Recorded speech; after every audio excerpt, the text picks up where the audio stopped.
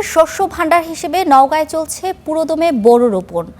সার, সেচ ও কীটনাশক বাবদ ব্যয় বাড়ার অভিযোগ কৃষকদের। এ নিয়ে আরও জানাতে নওগাঁ থেকে যুক্ত হচ্ছেন তৌহিদ ইসলাম। তৌহিদ, বোরো চাষাবাদে কোনো সংকট আছে কিনা, ব্যয় বৃদ্ধির বিষয়ে কৃষকদের অভিযোগ কি?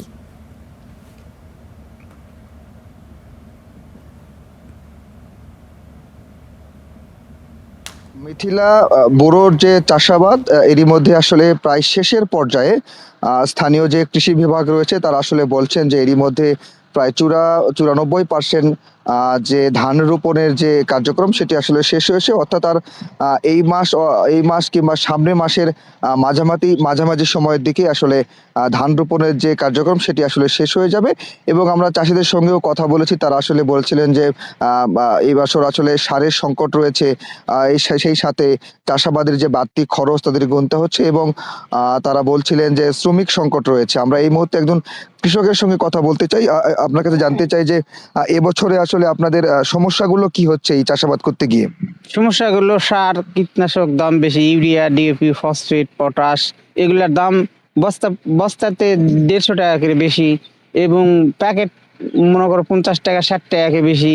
এই জন্য হিমশিম খাওয়া লেগেছে। আর কৃষির আবাদের দাম কম, ধানের দাম কম, কিন্তু ধানের বীজ কিনতে গেলে বীজের দাম বেশি, অথচ আমরা বিক্রি করতে গেলে এর দাম কম। আবার মনে করেন যে কামলার দাম বেশি, আগে 500 টাকা ছিল, এখন 600 টাকা 700 টাকা করে কামলা লওয়া লাগে। এমনকি এই ওষুধে কাজ হয় না, 2-3 বার করে ওষুধ দেওয়া লাগে, তাও মনে করেন যে ধানের আপদ যায় না, পোকা যায় না। আবার এই ফিরে আবার দেওয়া লাগে, আবার ঘুরে এনে আবার দেওয়া লাগে, কিন্তু কীটনাশক তো কাম হয় না।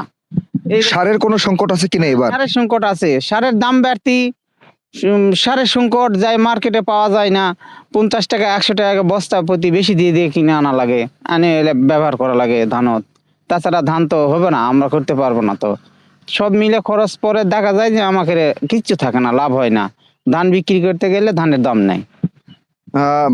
ধন্যবাদ আপনাকে। আমরা একজন কৃষকের সঙ্গে কথা বলছিলাম এবং শুনছিলাম, তিনি আসলে বলছিলেন যে এবছর উৎপাদন খরচ অনেকটাই বেড়েছে, সেই সঙ্গে সারের সংকট রয়েছে। আমরা স্থানীয় কৃষি বিভাগের সঙ্গে কথা বলে যেটি জানতে পেরেছি, চলতি মৌসুমে, বুড়ো মৌসুমে নওগাঁ জেলায় 1,92,380 হেক্টর জমিতে ধান রোপণের যে লক্ষ্যমাত্রা সেটি আসলে নির্ধারণ করা হয়েছে, এবং এখন পর্যন্ত প্রায় 1,80,000 হেক্টর জমিতে কিন্তু ধান রোপণ শেষ হয়েছে। এবং স্থানীয় কৃষি বিভাগ বলছে যে যেহেতু এবছর আসলে নওগাঁয় অন্যান্য ফসল হয়েছে, বিশেষ করে আলু, সরিষা, গম, ভুট্টারও চাষ হয়েছে বেশ কয়েকটি উপজেলায় ব্যাপক পরিমাণে, যার কারণে সেসব জমি আসলে সেই ফসলগুলো না ওঠা পর্যন্ত আসলে এই বুড়ো ধান কৃষকরা রোপণ করতে পারছে না। মোটামুটি সামনের মাসের মাঝামাঝি সময়ের দিকে আসলে ধান রোপণের যে কার্যক্রম সেটি আসলে শেষ হবে, এটি এমনটি কিন্তু কৃষি অফিসের পক্ষ থেকে আমাদের জানানো হচ্ছে। মিথিলা, ধন্যবাদ তৌহিদ।